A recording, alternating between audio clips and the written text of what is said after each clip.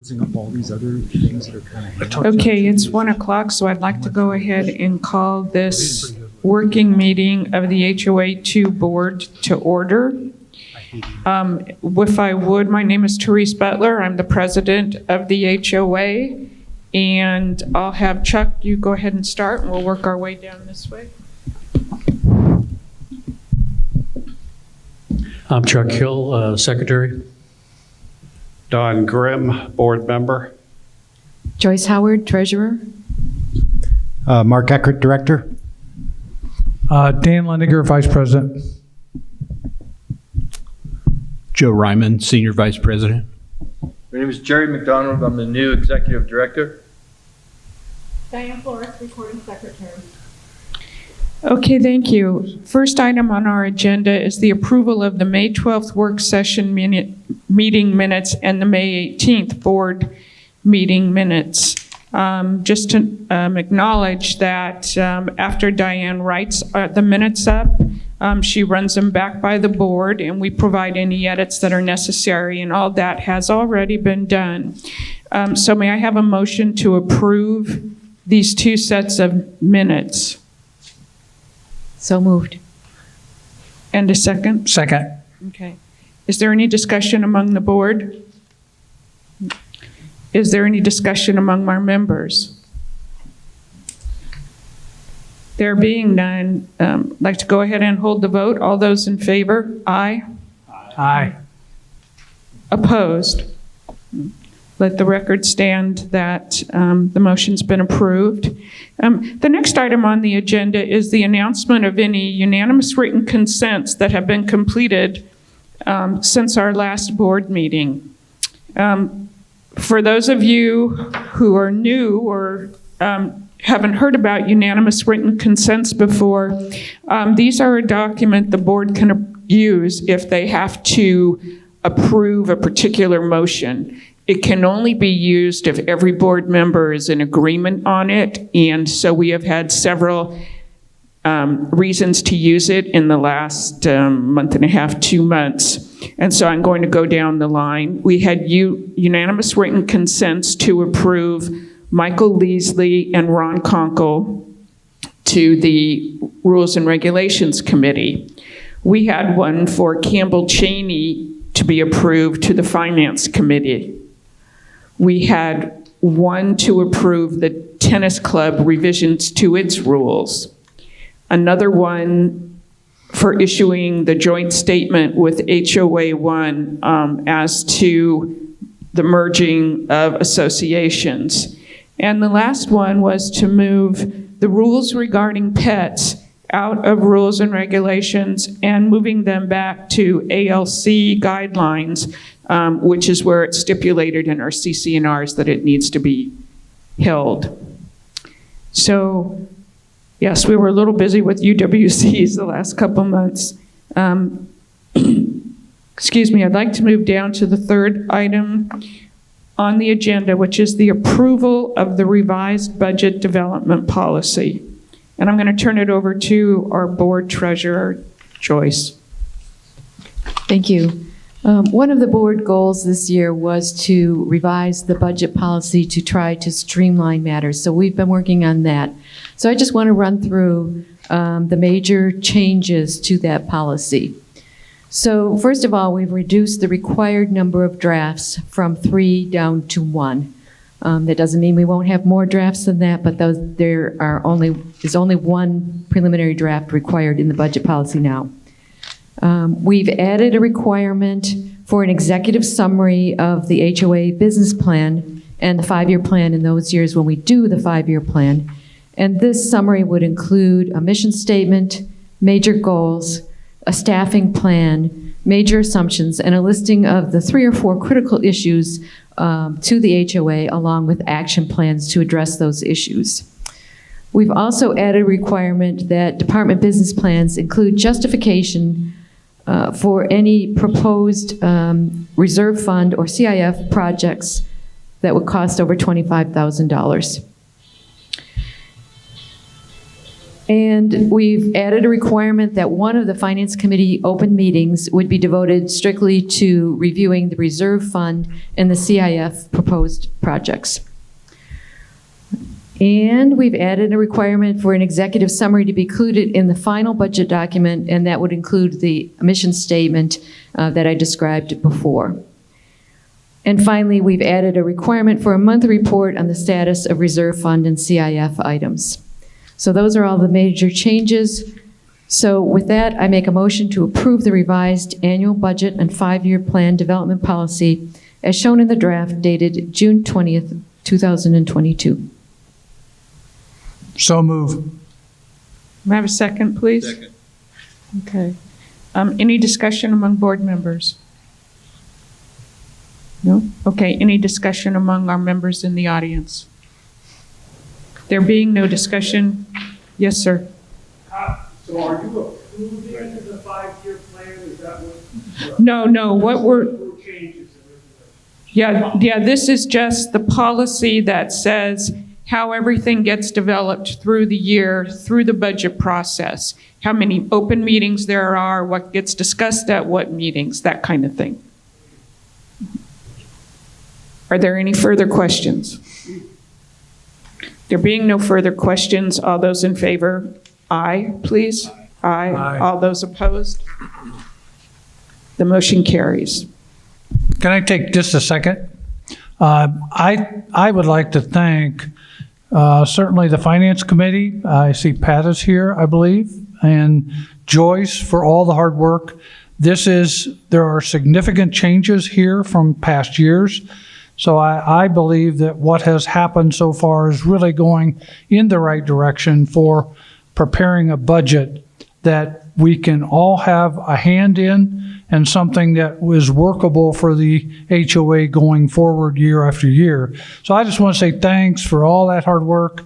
It's been a lot of effort, but thank you. Thank you, Dan. The next item on the agenda is about the decision as to the proposed revision to the RV parking rules. If you recall, we had put some requested changes to the RV parking rules out for a 30-day comment period. These changes revolved around the number of extensions that could be asked for in a year. And then it was also about slide outs. Could somebody's RV that's on the street, could the slide outs be extended? As well as if that were to be approved or is approved, the hours upon which those slide outs would allow to be extended.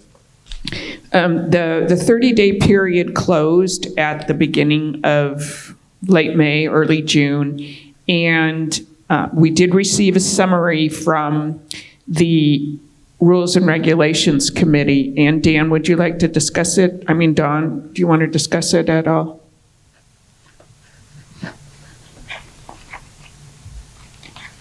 Yeah, the public comment period, we had, let's see, 100. The RV Club, which is the one that initiated a request for this modification, we only got about 24% of that membership to submit comments regarding the revised rule. So it's the revised rule is dealing with a very small level of population. Second, I put the history that our chairman of the committee wrote up for us, put it out to the board members to take a look at, and they ran into some of the problems that that I've run into and some people in the comment section ran into, and that is trying to decipher the parking permit times, the extension times gets confusing to many people, and so that's an area that remains a concern to us. And the final one is the issue of slide outs. We have taken a look at allowing slide outs during certain periods of the day, and as a board we have recognized within our community several places where we have taken steps to address potential safety problems, and some members of the board are in agreement that slide outs into the road from the time periods that we have specified, 6 to 9 in the morning and 4 till sunset, I believe, in the evening, could create a significant safety hazard.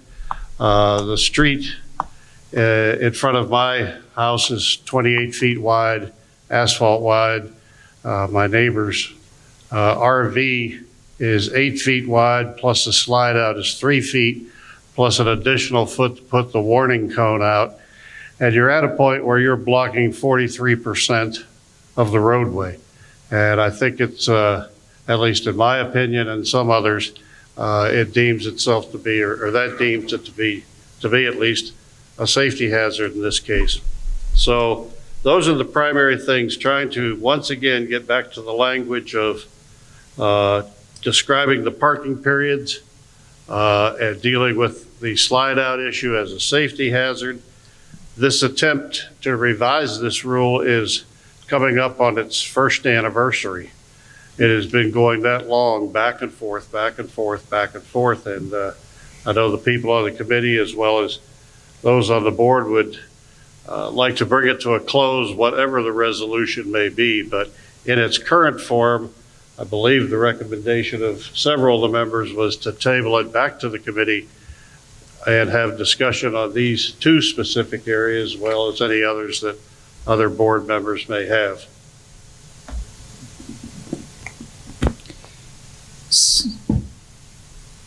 So normally what we would do at this point is either approve or approve in portion certain areas of the revisions to go forward. However, I believe this board is in agreement that at this time we're not comfortable doing that based upon confusion and some really strong comments that we received about allowing slide outs at all. So I move that we send these proposed guidelines back to the Rules and Regulations Committee under the guidance of the board with specific ideas as to what we think we do or don't want in there. And that will come from Don Grimm and Chuck Kill, who are our primary and secondary liaisons to the board. That's a really long motion, isn't it? So that's what I move. Do you have every word of that? May I have a second, please? Second. Thank you. Any discussion among board members? I would just like to say I am also kind of against more than kind of against the slide out issue. I think it is a safety issue. And the only thing that I would refer to is in the comments from homeowners in the time that, and we sent this out for a month, that was the number one item that was responded to, and it was negative in terms of their opinion of allowing slide outs to be used while the vehicle is parked. So I refer not only to my judgment, in my opinion, but also to homeowners' judgment as well in this idea. Yeah, I know there has been a lot of discussion amongst the board. I think it's the right thing to do to sit down and maybe have us talk amongst a group a little bit more. There's, I went through, there's about, 5 things of substance that have changed. I think there's 2 or 3, a couple that I think we all kind of agree make sense. Obviously, the slide out is something that's a pretty big difference. It's the additions of some of the extensions on how they're done, having some specific rules on time extension instead of leaving it up to the executive director is a major change. So I think we need to talk about that. So I would agree, though. I guess my answer is a long-winded one, but I think we probably need to talk as a board and then give some direction back to the committee with some guidance as to what we really think we might want to see. Mm-hmm. Okay, thank you. Any discussion among members in the audience? There being none. Oh.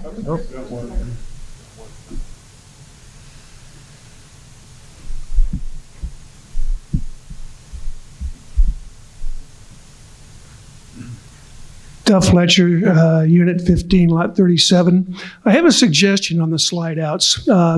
Instead of the problem, of course, is the slide outs go into the street.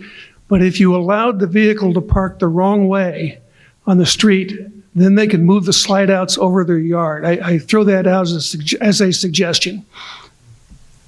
Thank you, Doug. The only potential issue, and that was discussed on the committee, I believe, the only potential issue is in many models of motorhomes, when you park the opposite way, your means of getting in and out of the vehicle is going to have you stepping out into traffic.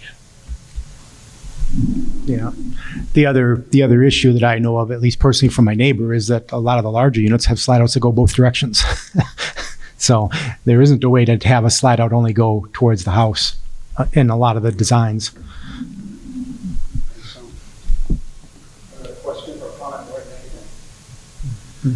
These have pop-ups on both sides. Good afternoon. My name is Pat Aruda. I'm the president of the SaddleBrooke RV Club. I live in Unit 24, Lot 35. The slide out issue we recognize is a concern. And I have a 36-foot fifth wheel. My slide out goes out 36 inches. And it's almost impossible for me to load and unload my rig without that slide being out. But we have been working it, my wife and I have. I bang my shoulder into the wall trying to get groceries in. But if taking it back to the Rules Committee, I think is a great idea. I think you need to, as a board, and I open it up if you want to come to my house when I have my rig there, as I did with Dick Schrader, I'll give you a tour so you can understand what we're up against.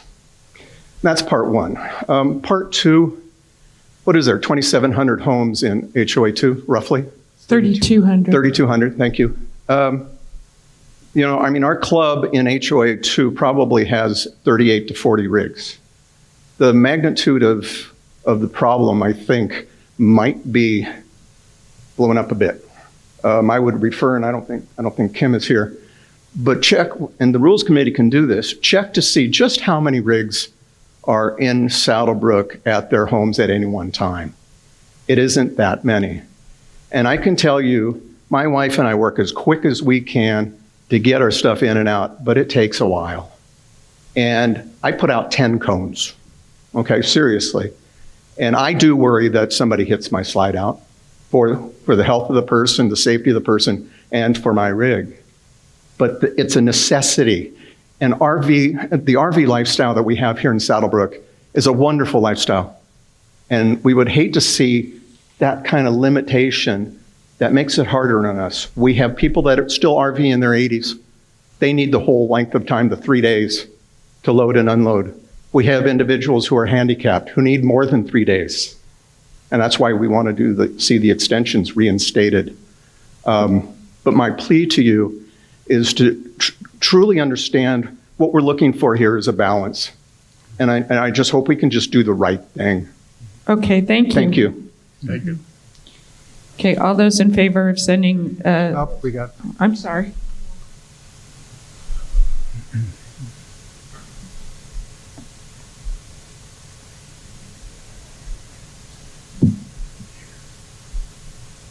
Dick Schrader, Unit 49, Lot 9. First, I wanted to thank the board for all the time you've spent considering this proposal.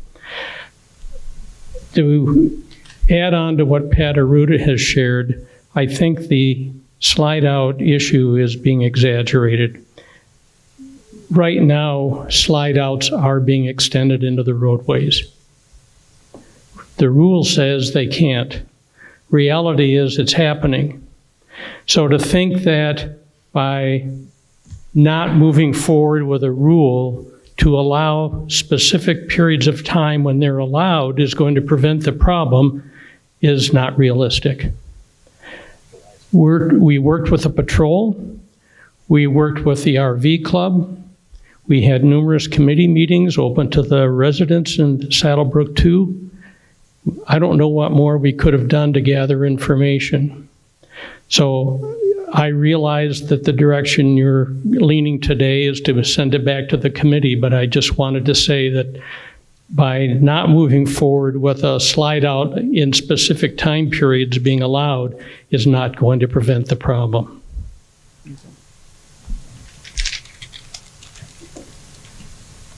Unless, of course, the patrol starts ticketing for having the slide outs out. But, you know, and if we want to go in that direction, the board will give that direction. So I'd like to now go ahead and call for a vote. All those in favor of sending these back? Aye? Aye. Opposed? Okay, that being said, the rules will go back under some specific directions from the board. The next item on the agenda, the last item, is the theater carpeting upholstery project. So just Ray Kuhn, who's our Director of Facilities, has a few slides to take us through to discuss this project.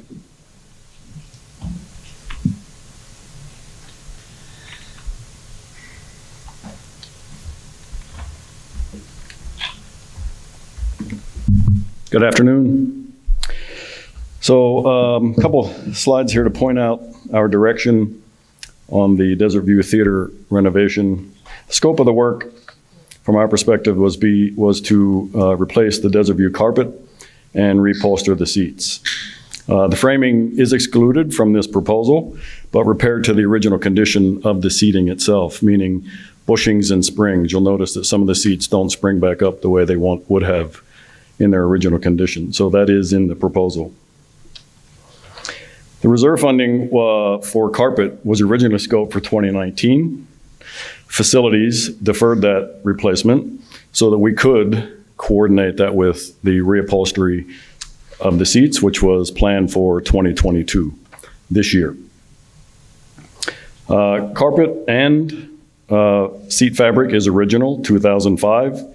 Useful life expectancy of the carpet is 20 years, and the fabric on the seats is, 10 years and 20 years respectively for the carpet and the seating.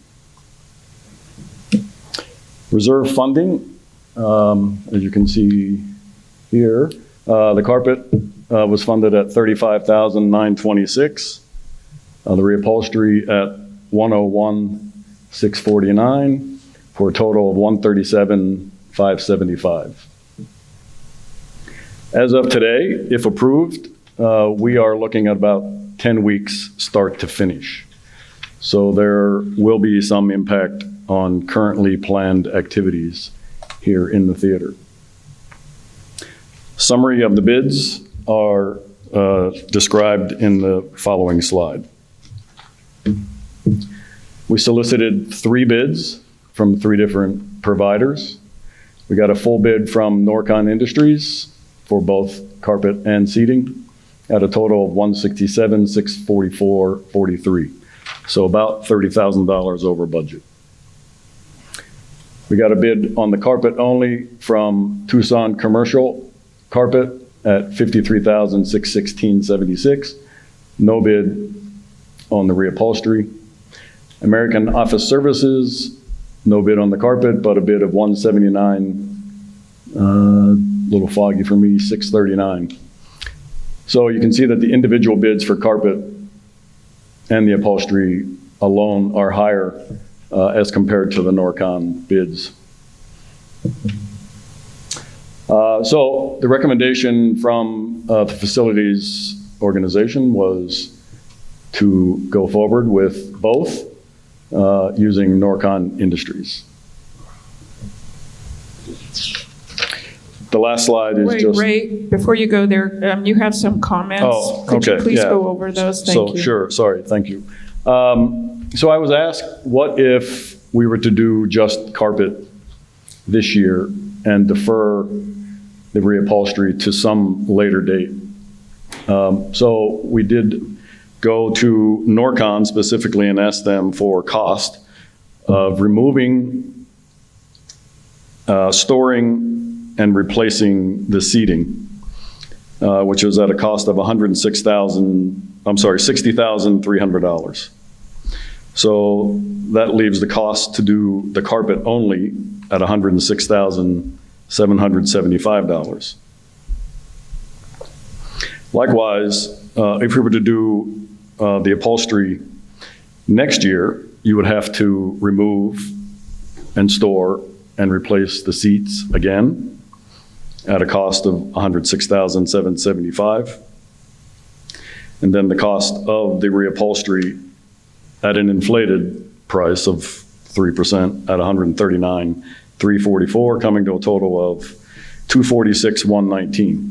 So we're looking at an additional cost of $78,000 to do the projects separately, primarily due to, again, removing, storing, and reinstalling the seating.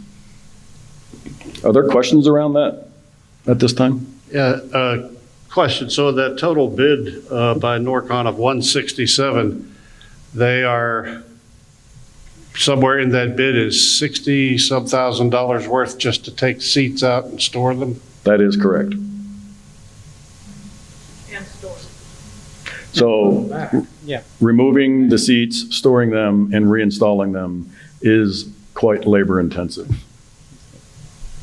I would point out one thing is that I did ask Denny if the Tucson commercial carpet bid had included seats, removal, storage, and reinstallation, and he said it did not.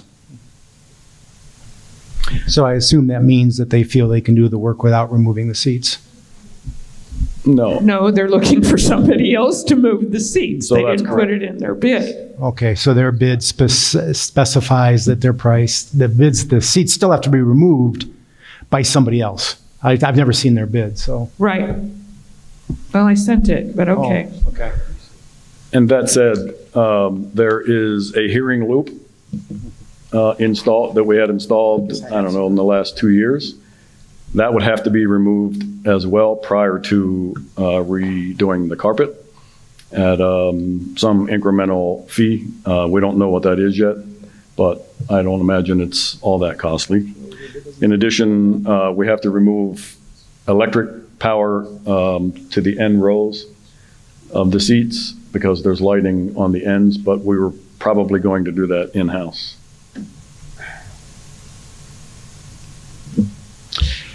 So the last slide, basically. Ray, back on that loop system thing, do you have a kind of a clue on what that may be? Is it 10 grand or 5 grand or 100 grand? I'm going to guess less than 5 grand. Okay. But I contacted the company who installed it, and I don't have a response from them yet. Walter, maybe you know what it costs to put it in? But okay, so it's not $1 million, obviously, so it's some number. If you, just to be clear, the loop system is what people use that have hearing aids to amplify the sound coming out of a microphone. So if you're here for a show, you're here for things like this, people with hearing aids can be better capable of hearing than just naturally. So that's what the loop system does. The loop system was installed based on conversation I had with Ray. There's wires running down the crevice external on each step or every 8th step or something, and that's what gives you a loop system today. The more common approach is to put the loop system and the wires under the carpet. So it's logical once they rip up the carpet, these wires will come up. The new system needs to be applied under the carpet. So people don't trip on it, you don't see it, but it still has the same effect, which I think for this space is very important to our homeowners when they use this space. So just to be a little clear, there's a little extra here, but I think if we end up with the whole thing, then we should end up with a good system in place for the loop sound system as well. Correct? Agreed, yes. Cool. Walter, did you have something else you wanted to add? I did. I am looking, and actually it's, yes. Oh, I'm sorry. Is there a? Oh, that's okay, Mark. Walter? Yeah, just to add to that, you pretty much covered it. When we added loop systems to the Catalina room and the Sonoran room, they were about $8,000, but that included the the main system and the wires. Here, we already upgraded the main driver of the system, so we would just have to deal with the wiring. So your guess of, 5,000 to 8,000 probably is, well, there's 3 loops here, 3 circuits, so I'm guessing maybe 10,000 to get that all straightened out. So. Walter, how long was that 8,000? How long ago? Oh, that was about 2 years ago. So today it's probably going to be higher. It may, but that 8,000 included the actual driver box, and here we'll just have to deal with the wires. So It's basically, disinstall it and reinstall it, right? All of the hardware is reusable. So it's labor. It's all labor, yes. So just to be clear, the Norcom of 168, that includes the 60,000 for removing the seats and replacing them? That's correct. And the 54,000 for Tucson Commercial, we would have to add an additional 60,000 to that cost, which would bring us to over 100,000? Yes, our statement of work to them was the same as it was for Norcon, to do both concurrently. But they weren't able to come up with a solution for, in the case of Tucson Carpet, a solution for the reupholstering. And likewise, American Office Services didn't bid on the carpet replacement. So we would have to do that independently at an additional cost. And how far out are they as far as beginning the project? We're referring to Norcon then? Either one. Or any. Well, with respect to Norcon, I have dates of, as we stand here today, July 17th start, completion date of a range of September 10th to the 24th.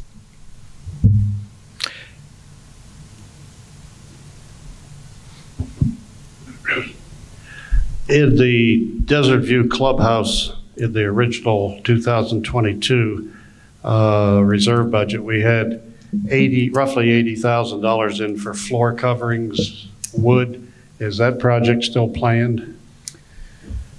It is in the reserve. It is specifically meant for the stage, this stage that we're standing on, as well as the Mariposa and the, help me, the name of the other room?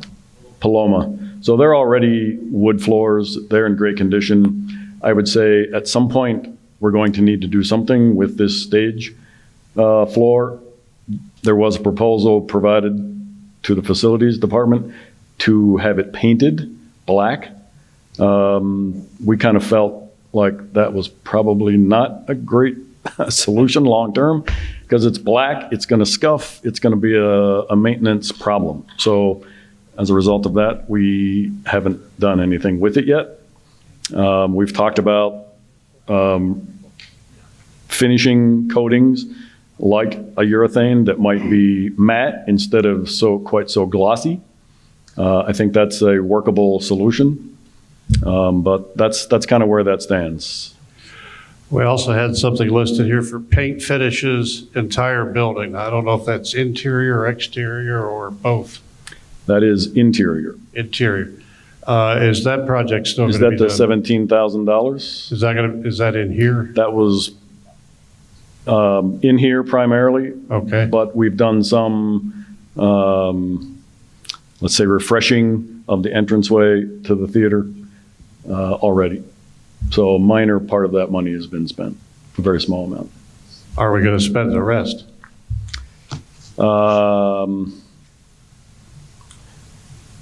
I would say that we're going to defer that until maybe next year.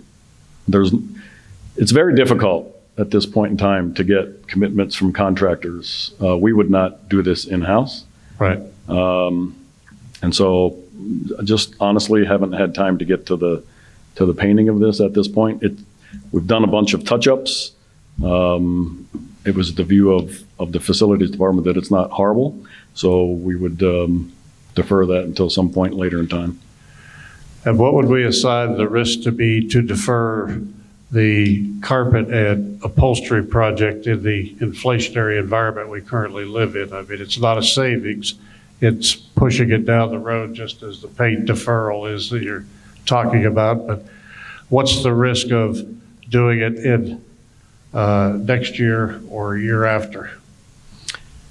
The risk is that the price is going to go up, right? There may be a recession. That price may come down. I can't predict that at this point in time, right? Everything that I see in the last year is going up. We did have two independent, I didn't mention this, but I will. We had two independent interior designers look at the facility, and both, without hesitation, ask us to do the work as soon as possible. Well, I can understand that, but they don't have to make the decisions on what to prioritize either. So that's an easy response to get. Yeah, the decision really to me is one of priorities. Do we save or set aside some amount of money for other things that may be a higher need? Or is this, one of the higher needs that we have and is deserving of the money that's put in there? To me, that's the real decision. I'm not an interior designer or an expert, but I have not heard any significant feedback from the community as to the condition of seating or carpeting. So, that's my thoughts is what is the effect of postponing and what's the risk of doing that? So. The Norcom bid is at here 168, and you say there's approximately $7,000 or $8,000 for electrical work. Is that right, Walter? Is that a firm bid? No, that is not a firm bid. Which the Norcon is a firm bid. The 168. Yes. So that's a firm bid. There's no reason they would be able to come in and raise that rate somewhere else. That's correct. We went back to them in the last 2 weeks, asked them for an update because this is a dated bid, and they said that the cost is current. Okay, because that is a firm bid. Yes. The other one, Tucson Carpet, had so many caveats in there. They seemed like they could double it if they wanted to. But you're saying that Norcom does not have that those caveats in there. It's a firm bid. It's a firm bid. Okay. Yeah. In general, I agree with Don. I said I think we need to look at postponing this to next year, even though the prices may go up. But again, they may go down. And I think there's other things that we need to spend money on. And spending $167,000 of our members' money to get this done, I think it's a matter of prioritization, and there's other things that I think we need more than this. Ray, I had just one clarification, and I guess I just want to make sure, because you're right, I do have the bid. We all have it, so I looked at it. And in the Tucson commercial carpet, under exclusions, they don't mention anything about seat removal. So, but you said you verbally confirmed with them that they're assuming that the seats will be removed by somebody else? Because all I see under their exclusions is unforeseen floor conditions, leveling the floors, moisture sealing, things like that. They don't say anything about the fact that someone else has got to replace all the seats. I guess I just want to make sure that maybe they're not planning on being able to do it without removing the seats is all. I just want to, that's all, because it's not what's said in their quote. I just want to make sure. Actually, though, Mark, on the second page of that quote, it also says, if it's not in here on the first page, it's excluded. And that's why I went to Denny, because I didn't see on the first page that it said they were going to remove the seats. And Denny confirmed that it does not include removing the seats. Okay, and they do need to have it done. Okay. Yeah. All right. I don't see any possible I way think they could install it without taking the seats out. It just would be a lot of little pieces. Okay. Just to be clear. Yep. So I guess the fundamental decision I guess we have to come to is, do we do the seats? And, I guess everybody that's sitting in the audience can look at the seats around them and the carpeting around them. Do we spend $167,000 today, redo it, or do we delay it? I mean, I guess it comes down to that decision. So. I would say, in my view, this is well past the time when it should be done. We have a responsibility to maintain our facilities. This carpeting is 17 years old, well past its expected life of about 10 years. If we wait, I am very skeptical that the prices would go down. I think we need to do it and do it now, and it makes no sense to do the carpeting without doing the seats as well. So in my view, I think we should just go ahead and do it with the Norcon bid.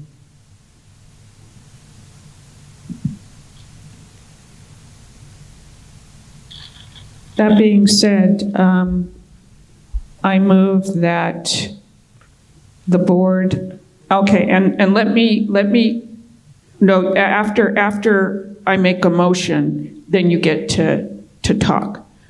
What I wanted to do is explain why this is with the board right now. This is a reserve item. It was approved in the budget last year. It was approved at the amount that the reserves showed, which was our 2019 study. That the amount it showed that it would cost, that was the original $130,000. However, we do have an administrative policy in place that says if a budgeted reserved item goes over budget, it doesn't matter right now whether it goes over by $1 or $1 million. It has to come back to the board for approval. And so that's why this is being revisited right now, is because it's $30,000 higher than it was in the budget. And that being said, would you? I make a motion to approve the project to replace the carpeting and the seats with the Norcon Industries quote of $167,644.43. The money to come from the reserve fund. Would somebody like to second that? I'll second. Okay. Any further discussion by board members? Okay, discussion by homeowners.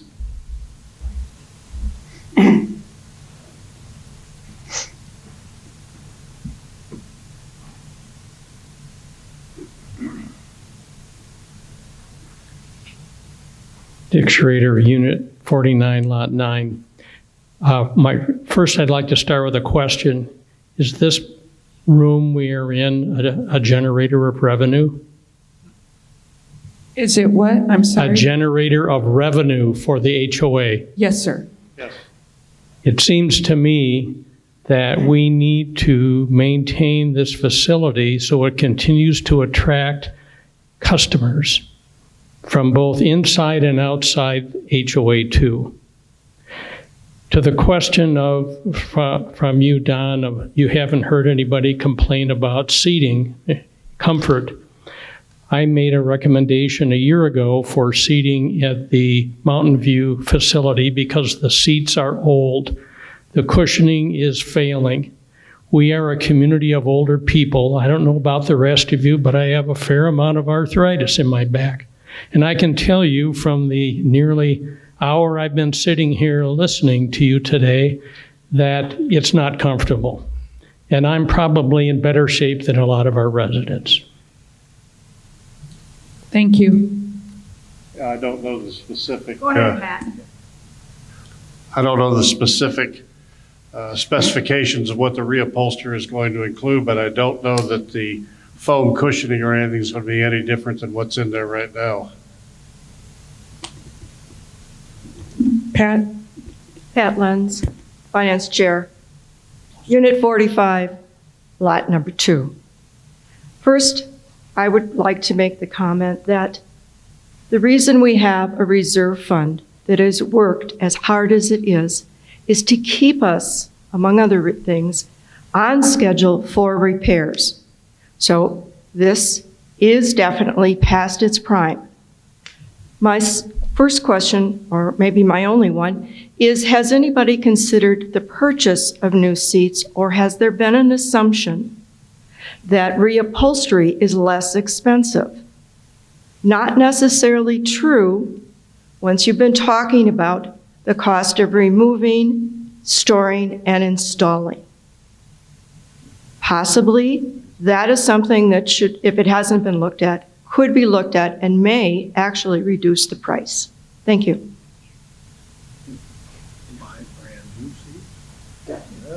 That would replace the paddock. Sean Kreiderman, Unit 49, Lot 178. I'm coming as a theater person, but I have a question first. When you say reserve fund, Teresa, are you talking about the CIF? No? Okay. All right. Thank you. Looking around, like you said to do, yeah, I see some spots on the carpeting where things have been spilled, and I see some of the seats aren't sitting up like they're supposed to. My concern as a theater person is we need to put a center aisle, and as a resident, we need to have a center aisle. So if we're going to do all this, we should make a center aisle so people don't have to climb over 44 people if they have to go to the bathroom. I know that would be a very difficult thing to do. My other question is, and I guess I should ask, or that wasn't a question, my comment, I guess I should ask Ray, I don't understand why the seats have to be removed.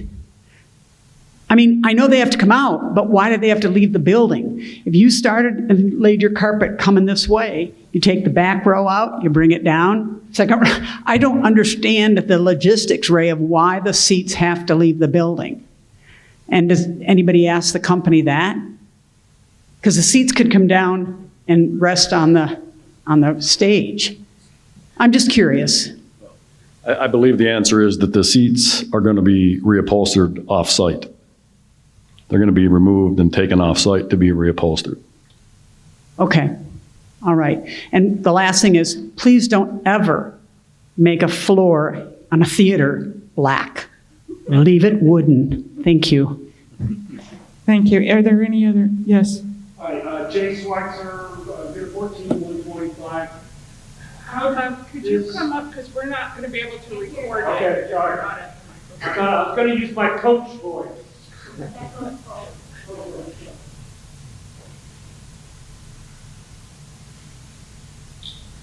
So, Jay Schweitzer, 125, Unit 14. How did this project get going? Who initiated it? Who was the proposal of the draft?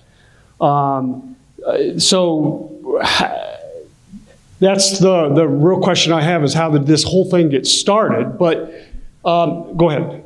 No, okay. And then the second thing is, to your comment, I wonder if we're doing this because we're saying, oh, carpet should only last 10 to 15 or 20 years, whatever, the seats, etc. But you have to remember, this is used on a big scale, what, 25 times a year? On a very small scale like this, another 50 or 75? It's used every week, at least once a week. Is it really? Okay, well, it doesn't show it like it is, in my opinion. So anyway, it just, to speak to Mr. Grimm and Mr. Kill's comments, I agree with them. There seems to be higher priorities still at this point than what I can see, and the usage that happens here. And does any of this go through a strategic planning or long-range committee? I mean, we have what is called a reserve study. We have outside experts come in here every 3 years, and they look at all of our assets. The seats, the carpeting, the paint, the air conditioners, everything. And they prepare a schedule of what typically for industry standards, how long those things should last, and how much it would cost to replace them, and when their recommendation is to be replaced. This is used for financial purposes to figure out how much money we need to set aside for all those projects that are coming up. So that's the first step. The next step is when we do our annual budget and we do our 5-year plan, we start with that, we take a look at those projects and we say, do we need to do this? Do we not need to do this? And we get input from the staff, and this comes before the board. And so those projects are reviewed at the time when the budget is put together. And then the board votes on it. So this project has gone through those stages. It's been pushed off a couple of times. And it has been budgeted and approved in that budget at the time. The reason we're here today is because the costs are coming in over budget, which requires another set of board approval. And we've also, in this case, taken a look and had some outside experts come in and take a look at it to tell us what they think that it should be done. So that's kind of the process. What I would add too is that in a letter received from one of the designers is what we have going on with the carpet is delamination from the padding. There's buckling. You can see areas. You can see where we have to keep tape on every aisle for a safety reason because there's no difference in the border. I believe Ray was also telling me that when every one of these seats was inspected, at least, and I'm not talking about replacing the foam inside or the upholstery, I'm talking about springs and different areas. There are a number of them that need to be fixed. Well, I'm just talking about compelling. Is this, it's $160,000, which is a major expenditure. Is this compelling? And that's, I think, the critical question, and I don't think it is. I guess. Thank you for your comments. Yeah, I guess to answer your question that you'd asked, I mean, the budget from last year, which is what we're dealing with this year, was driven really by the reserve study. The reserve study, as Joyce said, is a long-term kind of strategic study based on average life of things. It does not take into consideration specific use of anything. It's an estimate, and it's used primarily for long-term budgeting, although it was used also for this. So you're right. The reserve study estimate for theater seats would include this type of a theater. It would include movie theaters that have 5 shows a day. It would include theaters that are in casinos, theaters that are anywhere. So that's kind of what the life, and that's probably the challenge in using a life study in anything to determine whether you actually need to replace something or not, as opposed to actually analyzing the current status of it, which I guess that was my concern. I think that's a concern of some of the people, is just looking at the condition. Is it a high enough priority compared to other things that it needs to be done, I guess, and that's the fundamental question, I guess. I don't want to leave the impression that it's just here because of the reserve study. During the budget process, all of those projects are looked at and evaluated by the staff and by the board members at that time. So this was something that was looked at, considered, it was approved by the board. We're here today because it's $30,000 over budget. So somewhere in here it mentions that carpeting has a useful life of about 10 years. Is that correct, Ray? And then... Yes, that's what he said. And then that's not my opinion. That was what was indicated by the reserve study. And then the seats theoretically are supposed to last 25 years? I believe it was 20 years. 20? So I'm guessing in approximately 10 years, we're going to have to spend another $120,000 to replace the carpeting, and that includes taking all the seats out. So that's about $10,000 a year that we have to put in the reserves for carpeting. Is that correct? Could be, but it also depends upon the grade of the carpet that you put in at the time you put it in. Is there a warranty for this carpeting that we're proposing? Denny or Ray, do they have a estimated life cycle? There is, I believe it was 40 years. Denny, maybe you can correct me on that, but I believe that's what it was. That's why we selected Collins and Aikman, which is now Tarkett. It's called a power bond. We used to put it in elementary school cafeterias where the kids eat, and that was 40 years ago. I got a friend of mine who still works at Bellevue School District in Seattle and says it's still in perfect shape. They just extract it after lunch and everything. They play basketball on it. They do everything. So that's why we select that carpet for here, because we didn't want to replace again in 10 years. Okay, thank you. Yeah, I mean, I think there's issues with the carpeting. I could see that. Personally, I think it would last another year or two, and I would have no problem replace the carpeting, but to add an additional $120-some thousand to replace the seats and the cushions, I just can't agree with that piece. But Chuck, as I said, you can't do the carpeting without taking the seats out. So I understand that. And Okay, are there any other comments from? I just had a question. The warranty period, Ray, that you stated for this Tarkett product was, again, how much? I did 40 years. 40 years.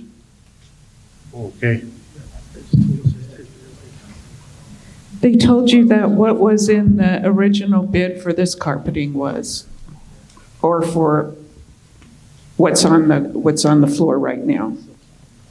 Okay, if there's no further comments or questions, all those in favor of replacing the carpet and the upholstery this year, I need you to say aye, because I know this is, and so that Diane can record who's for it and who's not. Aye. So Diane, you have the two vice presidents, the president and the secretary voting, and the treasurer in favor. All those opposed? And we have two directors and the secretary opposed. That being said, with a majority of board members voting for it, this project will move forward. That is the last item that we have on the agenda at this time. If there's any other items that any board member wanted to bring up right now. Okay. I know Jerry is actually going to have an opportunity next month to start meeting with homeowners, and we don't have a lot of you here, but Jerry, I don't know if you want to say a few words at all? Yes. I don't need a microphone. Can you hear me up there? Gotta have one. Okay. they need to hear it. We don't need to It record won't be on the recording if you don't.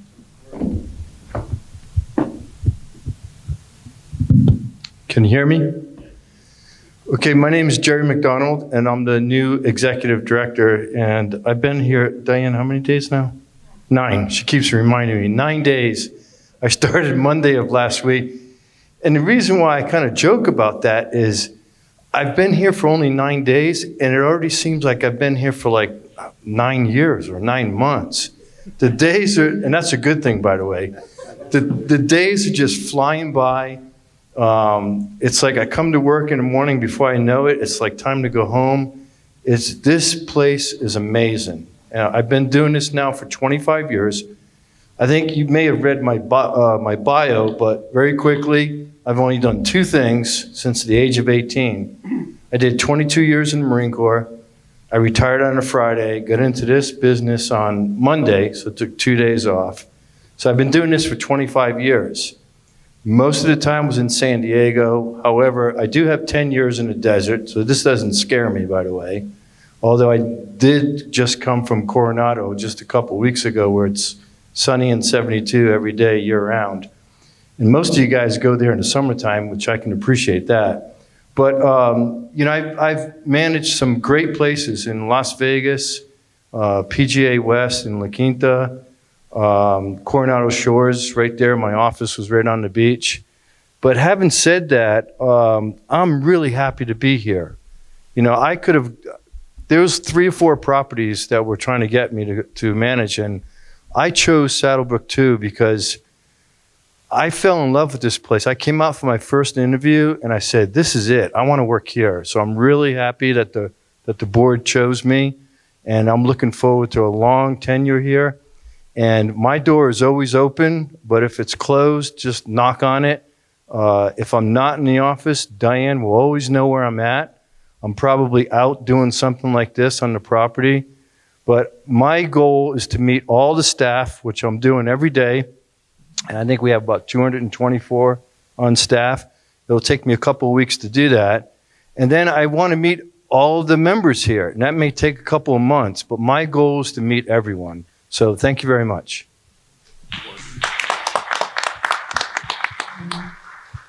Thank you, Jerry. We were quite pleased after day 5 last week on Friday that he didn't take off and and take off forever into the sunset. He said, you know, a good idea of what happens here on a daily basis.